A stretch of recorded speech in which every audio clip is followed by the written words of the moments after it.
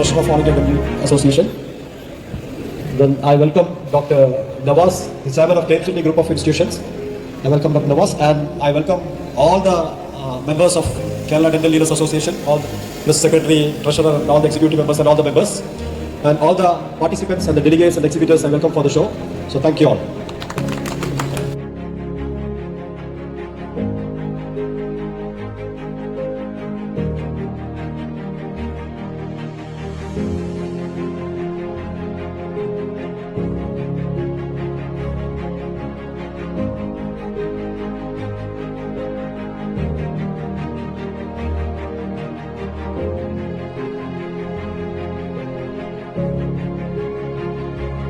ആരോഗ്യരംഗത്ത് പ്രവർത്തിക്കുന്ന പ്രൊഫഷണലുകൾക്കും ആരോഗ്യ പ്രവർത്തകർക്കും പൊതുജനങ്ങൾക്കും ഏറെ പ്രയോജനകരമായ ഒരു എക്സിബിഷൻ ആയിരിക്കും ഇത് എന്ന് ഞാൻ ഉറച്ചു വിശ്വസിക്കുകയാണ്.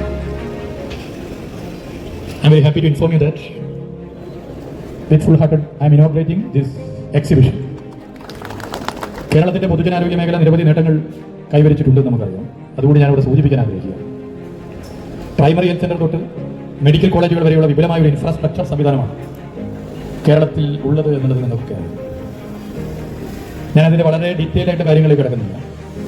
ഏറ്റവും ലേറ്റസ്റ്റായി മന്ത്രിസഭ എടുത്ത തീരുമാനം അവയവമാറ്റ ശസ്ത്രക്രിയകൾക്ക് മാത്രമായി ആരംഭിക്കണമെന്നുള്ളതാണ്. ആരംഭിക്കാൻ നിശ്ചയിച്ച സ്ഥലം കോഴിക്കോടാണെന്ന് ഇവിടെ ചൂണ്ടിക്കാട്ടാൻ ഞാൻ ആഗ്രഹിക്കുന്നു.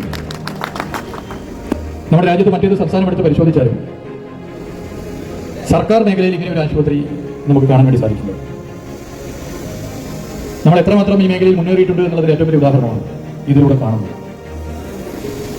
മലയാളികളുടെ പ്രത്യേകത ആരോഗ്യ സംരക്ഷണ കാര്യങ്ങളിൽ വളരെ പ്രത്യേകമായി ശ്രദ്ധ കൊണ്ടുവരുന്നതാണ്. നിങ്ങൾ ഡെന്റൽ മേഖലയിലുള്ളവരോട് പ്രത്യേകം ഞാൻ പറഞ്ഞിട്ടുണ്ടില്ല. ആരോഗ്യരംഗത്ത് കേരളം കൈവരിച്ചിട്ടുള്ള നേട്ടങ്ങൾക്കൊപ്പം തന്നെ ഡെന്റൽ മേഖലയിലും വലിയ മുന്നേറ്റം ഉണ്ടായിട്ടുണ്ട്. ഈ വർഷം തന്നെ കേന്ദ്ര ആരോഗ്യ വകുപ്പിന്റെ നാഷണൽ ഓറൽ ഹെൽത്ത് പ്രോഗ്രാമിന് കീഴിൽ കേരള ഡെന്റൽ വകുപ്പിന്റെ 3 പദ്ധതികൾക്ക് പ്രത്യേകമായ അംഗീകാരം ലഭിക്കുകയുണ്ടായി എന്നുള്ളത് ഞാനിവിടെ ചൂണ്ടിക്കാട്ടാൻ ആഗ്രഹിക്കുന്നു. ദന്താരോഗ്യ കേന്ദ്രത്തിന്റെ അടിസ്ഥാന സൗകര്യങ്ങളിലും ഉയർന്ന യോഗ്യതയുള്ള ഡോക്ടർമാരുടെ കാര്യത്തിലും മുൻപന്തിയിലുള്ള സംസ്ഥാനത്തിന്റെ പേരും കേരളമാണ് എന്നുള്ളതും ഇവിടെ പ്രത്യേകം പറയാൻ ഞാൻ ആഗ്രഹിക്കുന്നു. തെരഞ്ഞെടുത്ത ഫാമിലി ഹെൽത്ത് സെന്ററുകൾ മുതൽ മെഡിക്കൽ കോളേജ് വരെ ഡെന്റൽ ചികിത്സയ്ക്ക് വിപുലമായ സൗകര്യങ്ങളാണുള്ളത്. നമ്മുടെ കോഴിക്കോട് തീരദേശത്തെ മുതിർന്ന പൗരന്മാർ, ട്രൈബൽ ബെൽറ്റിലുള്ളവർ, ഇവർക്കൊക്കെ സൗജന്യ ഓറൽ ക്യാൻസർ സ്ക്രീനിംഗ് നടത്തുന്ന വെളിച്ചം പദ്ധതി. ആ വെളിച്ചം പദ്ധതിയിൽ 545 പേർക്ക് ക്യാൻസർ രോഗം സ്ഥിരീകരിച്ചു. അതിന്റെ ചികിത്സ ആരംഭിക്കുകയും ചെയ്തു. 4682 പേർക്ക് ഓറൽ ക്യാൻസർ പ്രാഥമിക ലക്ഷണങ്ങൾ ഐഡന്റിഫൈ ചെയ്യുകയും ചികിത്സ ആരംഭിക്കുകയും ചെയ്തു. ഇനി ഭിന്നശേഷി വിഭാഗത്തിലുള്ളവരുടെ ദന്ത സംരക്ഷണത്തിനായി നടപ്പിലാക്കുന്ന ദീപ്തം പദ്ധതിക്ക് കീഴിൽ ഇക്കഴിഞ്ഞ വർഷം മാത്രം 617 പേർക്കാണ് പ്രയോജനം ലഭിച്ചത്. 617. സർക്കാർ മേഖലയ്ക്കൊപ്പം തന്നെ സ്വകാര്യ മേഖലയിലും വളരെ ആധുനികമായ സൗകര്യങ്ങളുള്ള സൂപ്പർ സ്പെഷ്യാലിറ്റി ഡെന്റൽ ക്ലിനിക്കുകൾ കേരളത്തിന്റെ എല്ലാ ഭാഗങ്ങളിലും പ്രവർത്തിക്കുന്നുണ്ട്. ഇപ്പോഴാണ് പലർക്കും ശ്വാസം വീണത്. ഞാൻ ആ മേഖലയിൽ കൂടി കിടക്കുകയാണ്. സ്വകാര്യ സംരംഭങ്ങളെ ആകെ അവർ നടത്തിയ സേവനങ്ങളെ കാണാൻ നമുക്ക് മുന്നോട്ട് പോകാൻ വേണ്ടി സാധിക്കില്ല. നല്ല നിലയിൽ ഇടപെടുന്ന അത്തരം സംവിധാനങ്ങളുണ്ട്. ഡെന്റൽ കെയർ എന്നതൊരു സൗന്ദര്യ സംരക്ഷണത്തിന്റെ കൂടി ഭാഗമായി കേരളത്തിൽ പരിഗണിക്കപ്പെടുന്നു എന്നാണ് നമ്മളൊക്കെ കരുതുന്നത്. ഇന്ന് നിങ്ങളിവിടെ അവതരിപ്പിക്കുന്ന എക്സിബിഷന്റെ ഭാഗമായി വളരെ ആധുനികമായ യന്ത്ര സാമഗ്രികളും എക്യുപ്മെന്റ്സും ടൂൾസും ഉൾപ്പെടെയുള്ളവ പ്രദർശിപ്പിക്കപ്പെടുന്നുണ്ടെന്ന് ഞാൻ മനസ്സിലാക്കി.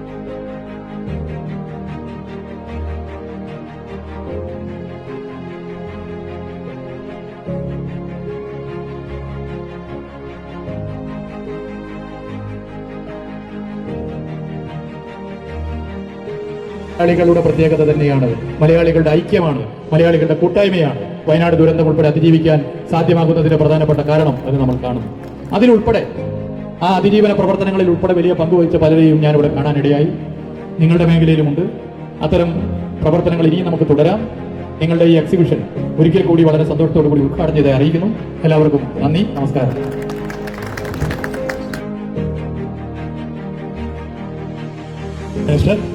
My dear friends, there is nothing much to talk about it. I think your ministers told a lot of things.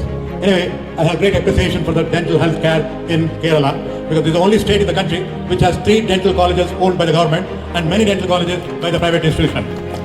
But I'm not very satisfied about the whole thing. We are producing mass, but today time has come for us to produce class.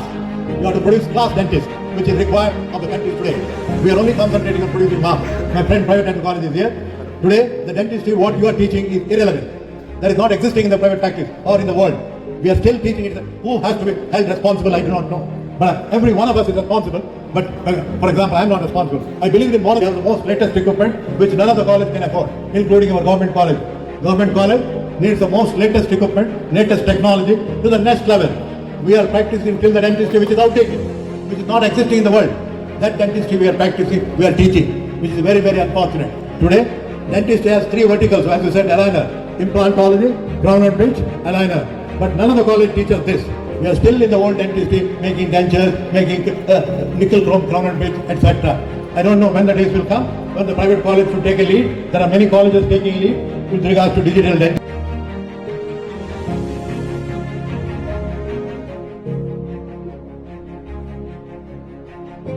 Happy to hear that the new trend, that is dental tourism, the office bearers of KEDA has informed that they are ready to give full support to Kerala.